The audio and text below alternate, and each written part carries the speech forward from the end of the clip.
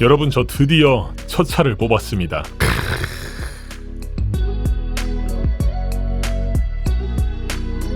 사실 신차가 아니라 중고차고 1년 동안 장기 렌트로 차를 몰아본 경험이 있어서 별로 기쁘지 않을 줄 알았거든요.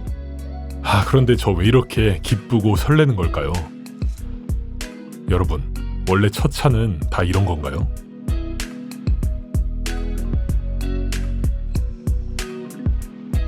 생각해보면 그런 것 같아요. 첫 차, 첫 직장, 첫 만남, 첫사랑, 첫 키스. 오우야.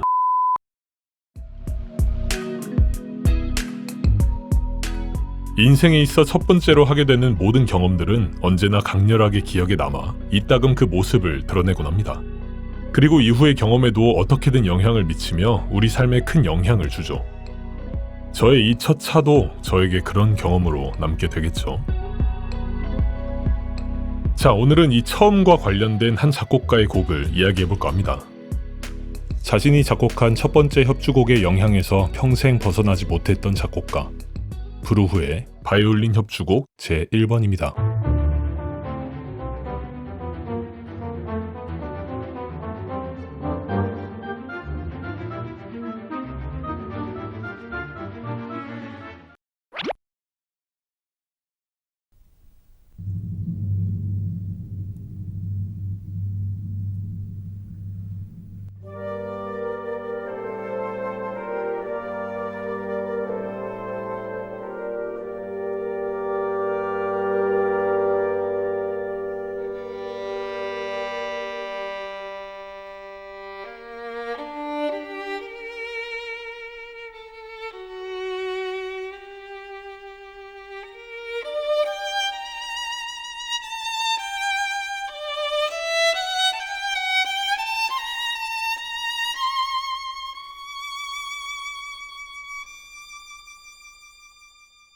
막스 브루흐.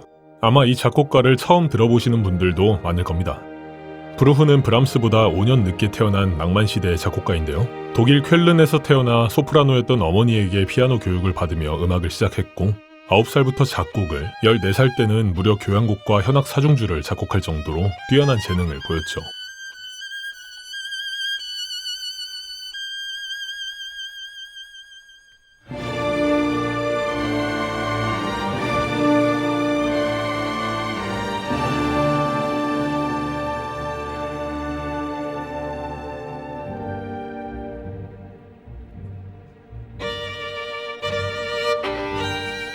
후기 낭만주의 작곡가였던 브람스보다도 5년 늦게 태어난 브루흐, 슈만, 멘델스존 등 앞선 독일의 작곡가들이 낭만이라는 이름의 음악으로 세상을 화려하게 수놓았던 시대였습니다.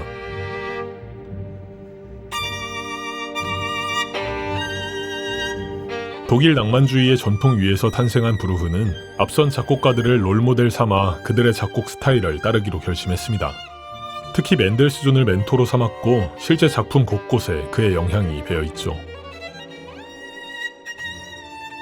그래서인지 브루흐의 곡에는 감미로운 선율과 풍부하고 다채로운 화성이 가득 담겨 있습니다. 독일 낭만주의를 따르면서도 자신만의 색채를 잃지 않았던 브루흐. 그리고 이런 브루흐의 음악 스타일을 가장 잘 담아낸 곡이 있습니다. 그가 처음으로 작곡한 바이올린 협주곡 1번이죠.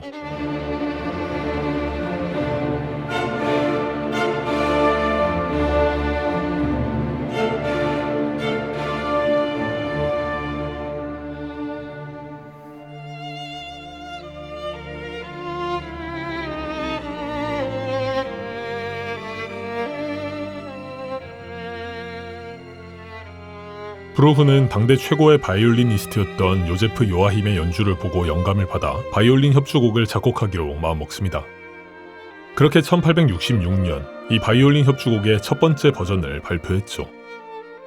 이 곡을 자신이 직접 지휘해 초연에 올렸지만 썩 만족스러운 결과를 얻지는 못했습니다. 이에 브루흐는 자신이 영감을 받았던 요아힘에게 직접 이 바이올린 협주곡에 대한 조언을 구했습니다. 요아힘은 곡의 가치를 알아봤고 카덴차를 직접 작곡해서 보내주는 등 수정 작업을 적극적으로 도와줬죠.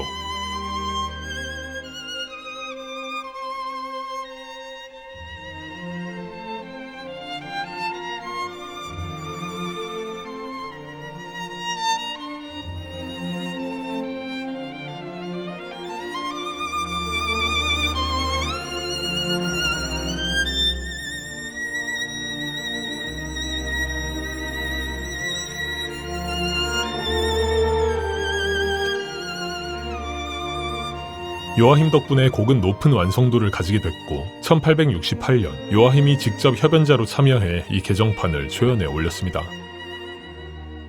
이 연주는 큰 성공을 거두며 브루흐의 명성을 한층 높여주었습니다. 이 연주가 있기 전까지 브루흐는 독일의 고만고만한 작곡가들 중 한 명이었으니 요아힘은 그야말로 브루흐에게 은인이나 다름없는 것이죠. 브루흐 역시 이 곡을 요아힘에게 헌정하며 그에게 감사를 전했습니다.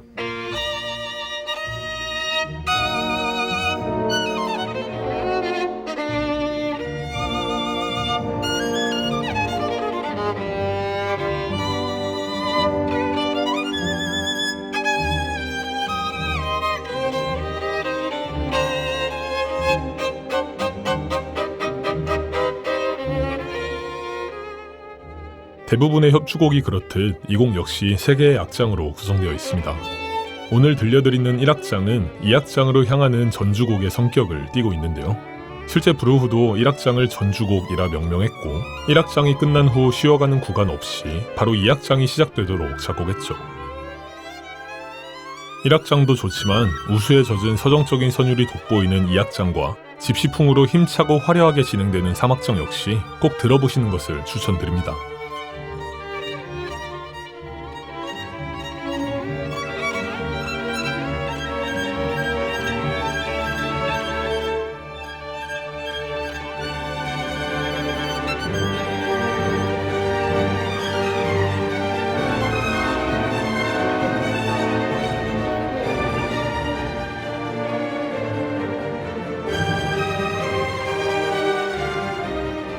낭만적인 동시에 웅장한 선율, 독창적이고 기교적이지만 크게 무리되지 않는 연주 난이도.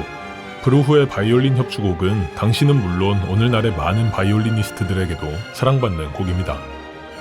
4대 바이올린 협주곡과 더불어 가장 많이 연주되는 곡 중 하나일 정도니까요.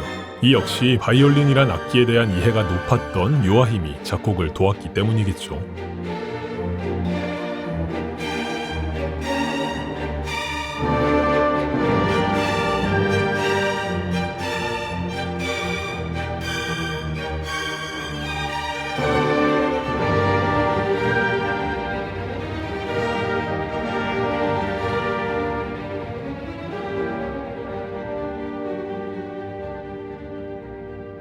브루흐의 첫 번째 바이올린 협주곡은 이렇게 큰 성공을 거두며 브루흐를 일약 스타로 만들어 주었지만 동시에 평생 그를 괴롭게 만들기도 했습니다. 대중들은 그에게 바이올린 협주곡 1번과 비견될 만한 곡을 원했습니다. 브루흐는 이후 바이올린 협주곡 2번과 3번을 작곡했지만 대중들은 여전히 그의 1번 협주곡에만 열광했죠. 이는 브루흐에게 큰 스트레스였습니다. 노년에 접어들 무렵 그가 친구에게 보낸 편지의 내용을 보면 잘 알 수 있죠.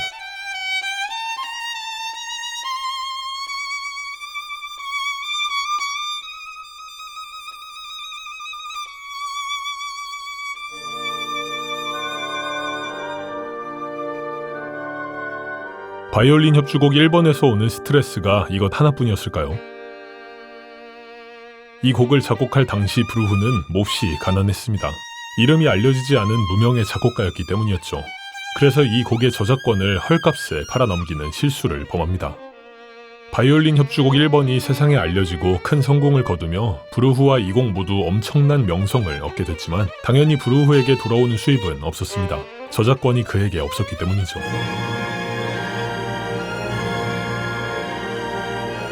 그는 이 경험을 본보기 삼아 바이올린 협주곡 2번과 3번의 저작권은 팔지 않았지만 이 곡들은 1번의 명성에 가려 큰 성공을 거두지 못했기 때문에 애초에 수입 자체가 거의 없었습니다. 결국 브루흐는 말년에도 가난에 허덕이다 사망하게 되죠.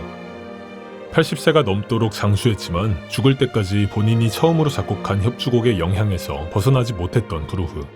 안타깝지만 브루흐는 오늘날에도 바이올린 협주곡 1번으로 기억되는 작곡가입니다.